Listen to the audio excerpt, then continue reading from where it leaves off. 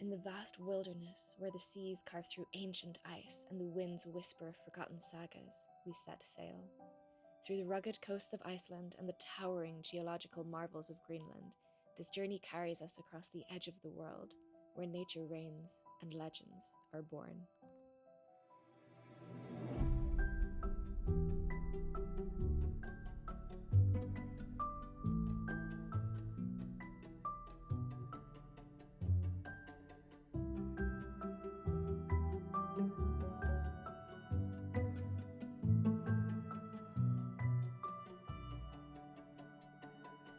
After embarking in Reykjavik, we made our way to the beautiful Snæfellsnes Peninsula. Locals have named this area Iceland in a nutshell, as it has a little bit of everything this stunning country has to offer, from lava fields and mountains to black sand beaches and interesting rock formations. Folklore is very important to Icelanders, and they have many stories about this peninsula, including one about Lóndrangar cliffs, where two trolls were trying to help a struggling fishing boat, but they were turned to stone once the sun rose. We hiked the holy mountain of Helgafell, where you have to hike up to the top and you cannot look behind you and you cannot say a word to anyone while you're hiking. Once you get to the top, you look east and then you make your 3 wishes. When we came back down, we had a little friend waiting for us.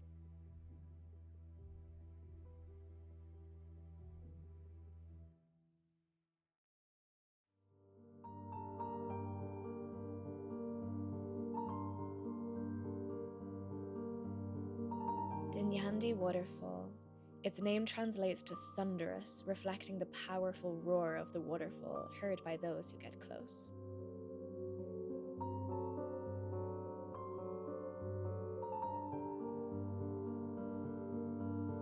Hi, I'm Robin, and we are having an amazing day in Dandi Falls.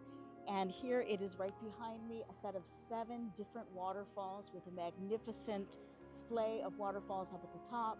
And we are at the head of a fjord, a glacier-carved fjord, just a magnificent place surrounded by flood basalts, which are all the layers in the rocks.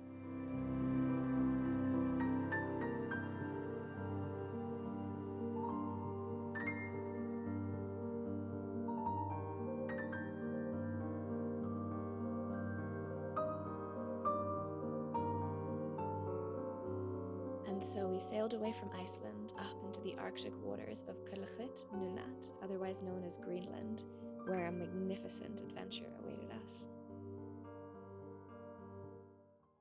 For some of us, our first encounter with Greenland was below the surface of the ocean.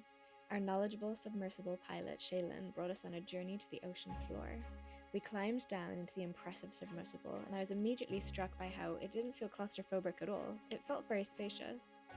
The air of excitement among us passengers was infectious, the anticipation of having a brand new experience. Shaylin took us through all her checks and explained all of the technology to us before we started to descend. Water rushed over our heads, closing the gap between us and the sky.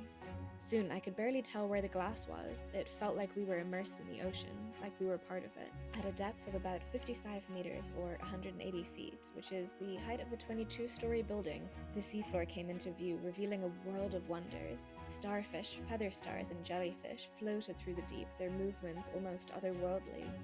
In this rarely explored part of the ocean, it felt as though we were venturing into space, discovering secrets that few humans had ever seen. We rose again to the surface, the sun lighting us up as the water rushed all around us. This was a truly spectacular and unique experience.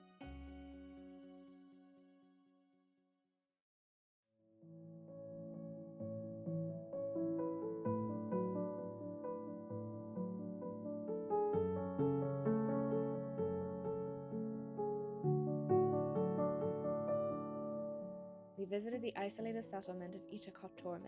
This took me about 9 times to record this. Only a few hundred people live here, and it's a harsh but beautiful part of the world. But enough of my narrating, here's what they have to say. Hello, what's your name? My name is Peningua. What's your name? My name is Patolina.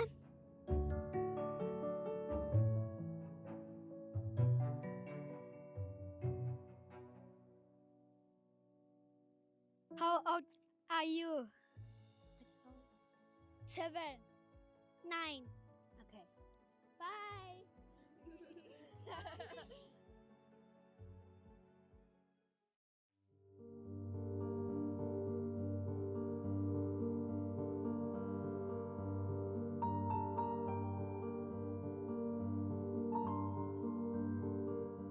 made our way out into the wilderness surrounded by icebergs, glaciers, and mountains.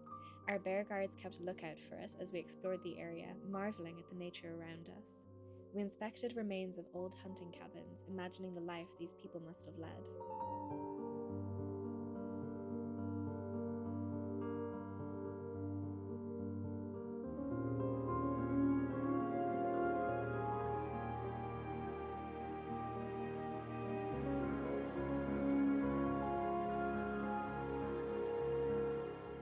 In the afternoon, we headed out on the Zodiacs to see what we could find. Among the dramatic mountains and serene icebergs, we found some wildlife. Musk oxen are ancient survivors. They've been around since the Ice Age, surviving in some of the harshest environments on Earth. During the mating season, males engage in dramatic headbutting contests to establish dominance and win the right to mate with females. These clashes can be intense, with the sound of their skulls colliding echoing across the tundra.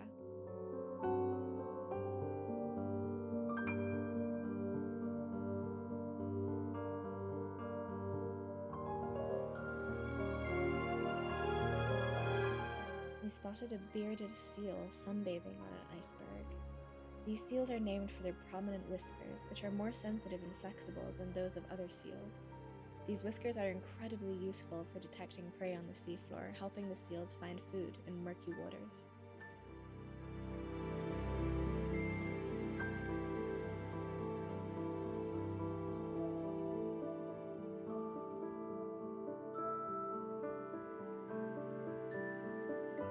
Close to the ship sat the queen of all icebergs. Majestic and commanding, she towered over her realm, stunning all who passed her with her beauty. I felt it was only fair to give her our full attention for a few moments of this film.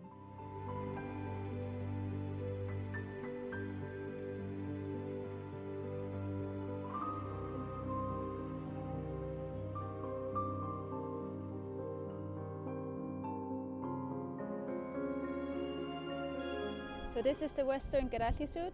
I'm going to talk about the different parts and materials of the Geralli suit. So if we look around my neck, I have a embroidered little bit. It's on the inside, it's about this big. Yeah, just to have the neck be nice. Then here we have the seal skin also. It's the same as this and this. Usually they would be made out of cow, but some people are allergic, so it's dyed seal skin. Then we have the beads. The beads represent different things. There are family patterns, and then there are tones of color. So the younger the person, the brighter the color. The older the person, the darker the color. So that would be brown, red, dark red. And then younger would be more in the pink and light blue shades. And then we have the anorak, which is on the inside. This is made of silk or satin. And then we have the bafthaqut, which is for the wrist so that you don't get cold.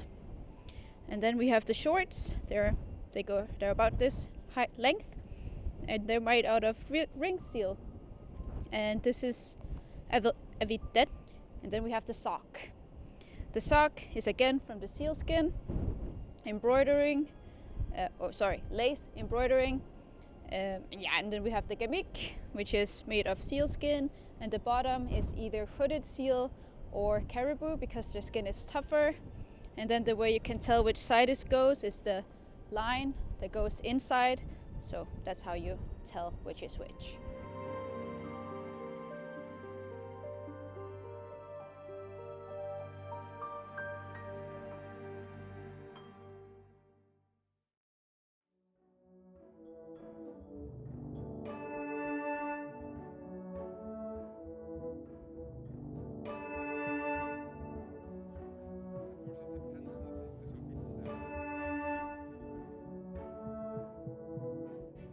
Good morning. We are now visiting these very interesting fossilized giant beehive. These were giant bees that coexisted with dinosaurs, and now we can witness their gigantic beehive on this wonderful part of Greenland. Oh, don't listen to Luki. He has the wrong explanation. This is a geological formation that started being created 60 million years ago when the North Atlantic opened, the tectonic plates rifted apart, and there was a massive amount of lava When it cooled, it formed hexagonal columns. We're standing on the top of those columns. Off in the distance, you can see a whole hillside made of these columns of columnar basalt.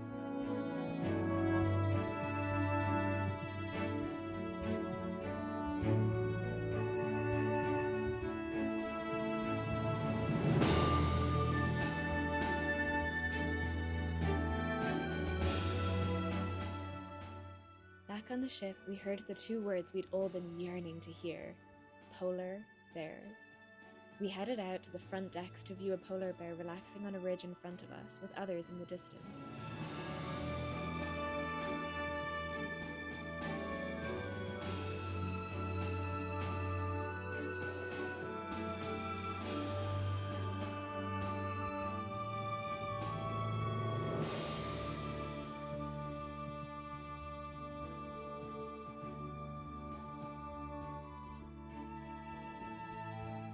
When I thought this day couldn't get any better, Vikram arrived and offered hot chocolate to everyone.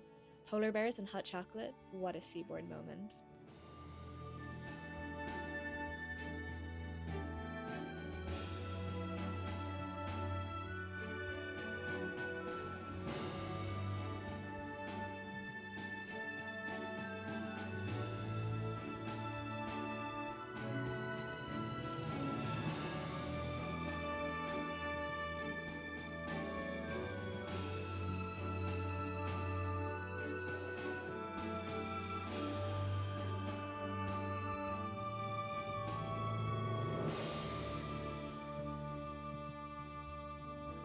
Oh, we have a new bird, our seventh bear, walking on the shoreline over here. So 1, 2, 3, 4, 5 at the same time. And the most extraordinary thing is, the 3 of those, they are like 800 meters up on elevation at the very top of the mountain. Perhaps because they are scared about this one on shore. Mom with the 3, she don't want to have her pups being dinner, becoming dinner. Look.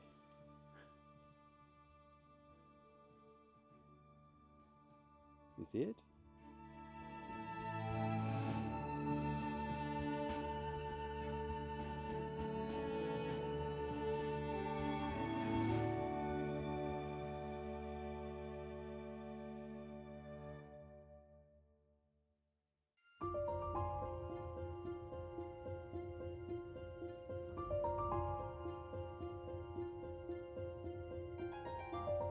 The next day, we entered the Northeast Greenland National Park, a place that felt like a dream. This is the largest national park on our planet, but also the least visited. More people have climbed to the summit of Mount Everest than have ever set foot in this park. The beauty of this place was astounding, a paradise of geology.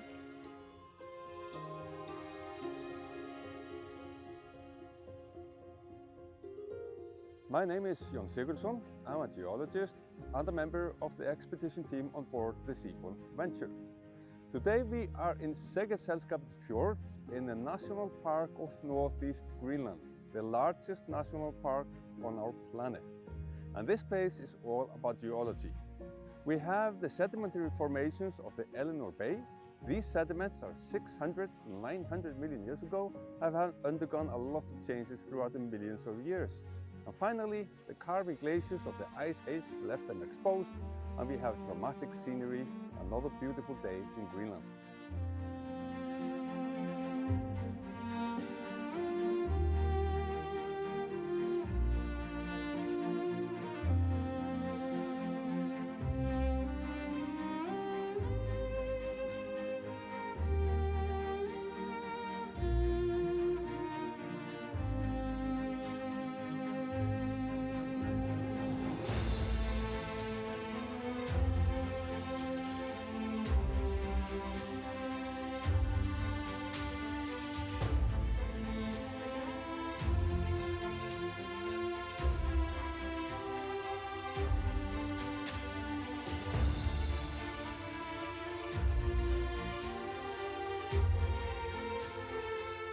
Early in the morning, the air crisp and fresh. we jumped into the Zodiacs to go and view 2 glaciers converging, with icebergs dotted around the water. Glaciers are often referred to as rivers of ice because they flow very slowly under the influence of gravity. While they may seem stationary, glaciers are constantly moving, sculpting the landscape as they go, and creating the beautiful icebergs we see around them.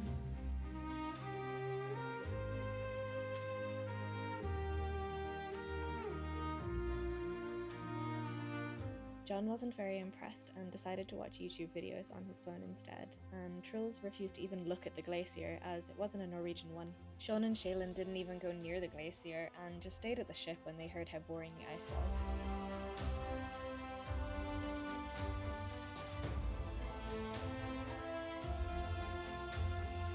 Some people that did seem to find the glacier interesting though were the kayakers. Led by our charismatic kayak guides, they glided past the icebergs, only hitting into them a few times, which I was assured was actually on purpose and very fun.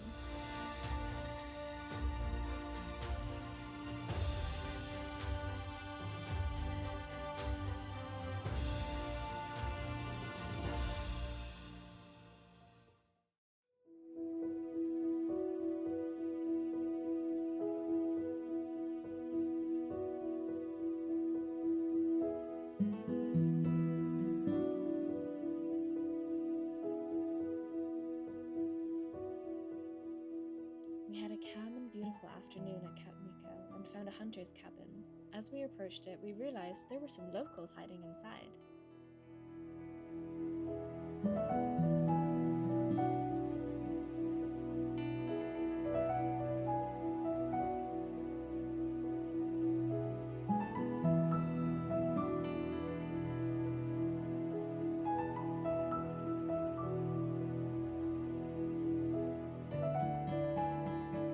Then began a ferocious competition where many of the ship's guests and crew battled over who was the best at skipping stones. The competition got so serious and heated, I had to stop filming.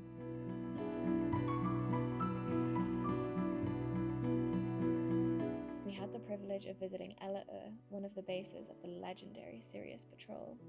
This Danish patrol is comprised of 12 soldiers on 2-year contracts who patrol the Arctic tundra with their team of dogs, monitoring the land and measuring the thickness of the ice and snow cover.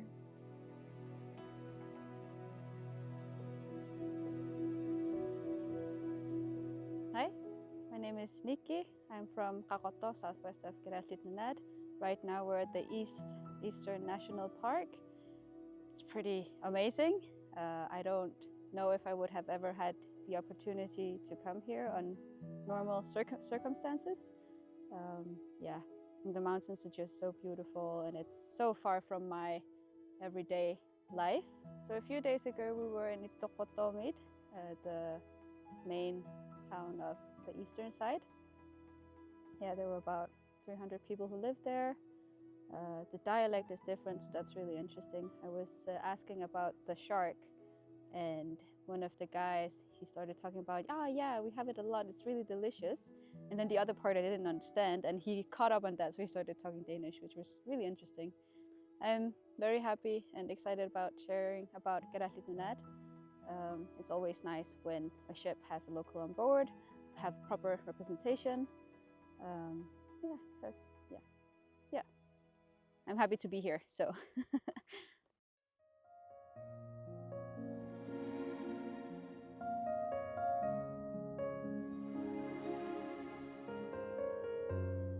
Our final landing in Greenland, Blomsterbukt, meaning the Bay of the Flowers. Our expedition team scouted the area and marked a trail with poles, leading to an amazing viewpoint showing a lake and some colorful mountains.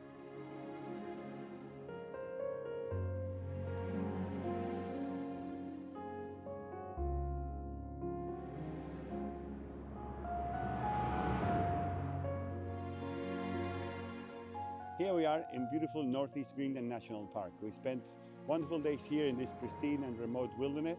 Every time we come ashore, we scout, we send our polar bear guard team, we send boats up and down the shore to make sure it's nice and safe. And we've spent several wonderful days here.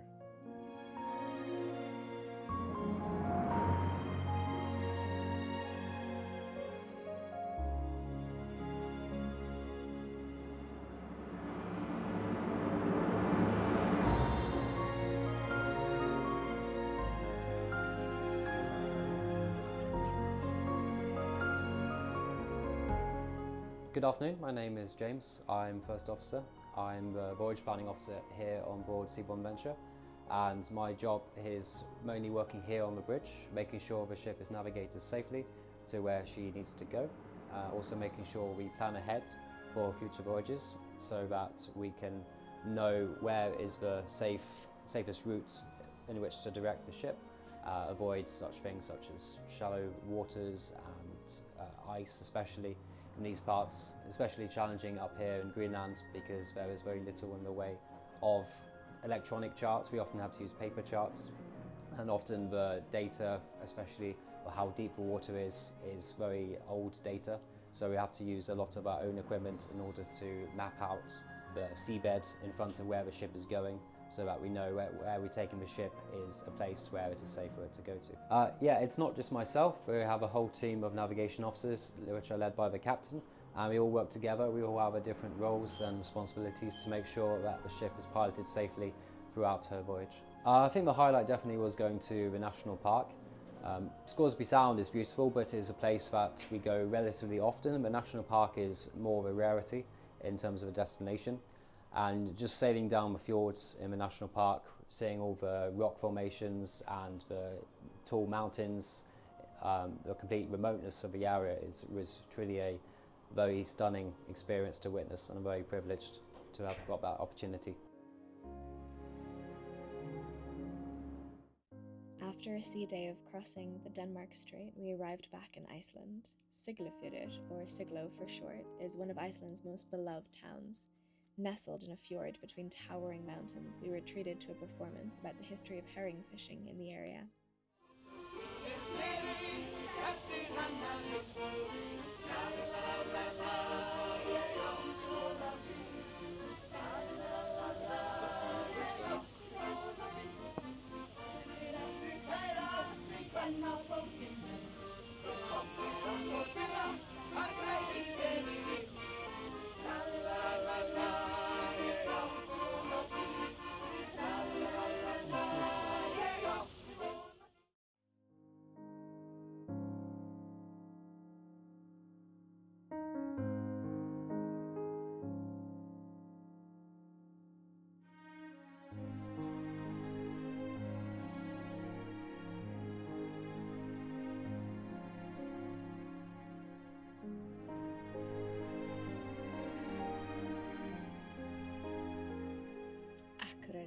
The capital of the north of Iceland.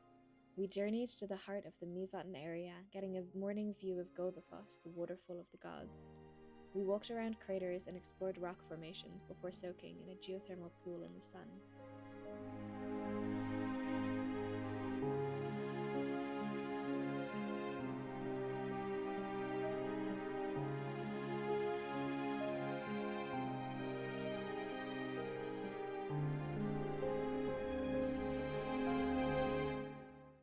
Nestled at the head of a dramatic fjord and cradled by rugged mountains, Eskifjörður emerges as a picturesque gem in Iceland's East Fjords, where rich maritime heritage meets breathtaking natural beauty.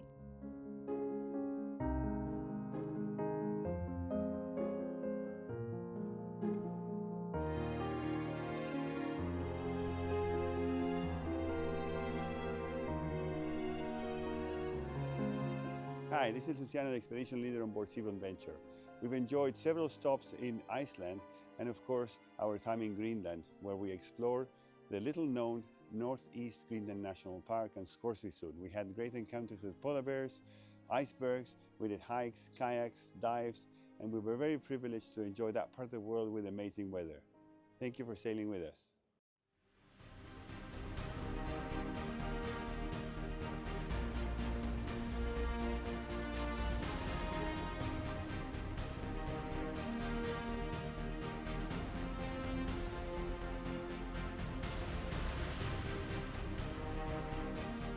Góðan kvöld, Nunnat, og takk fyrir okkur, Ísland.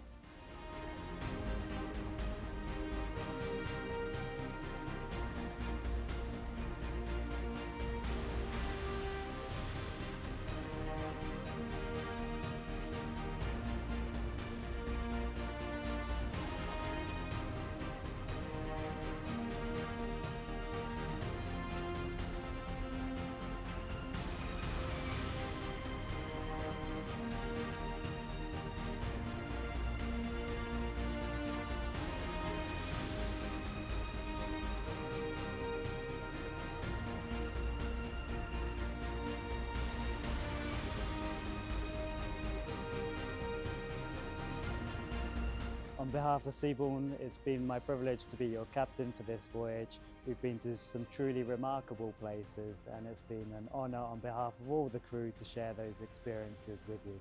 Thank you for choosing Seabourn Venture, your home away from home.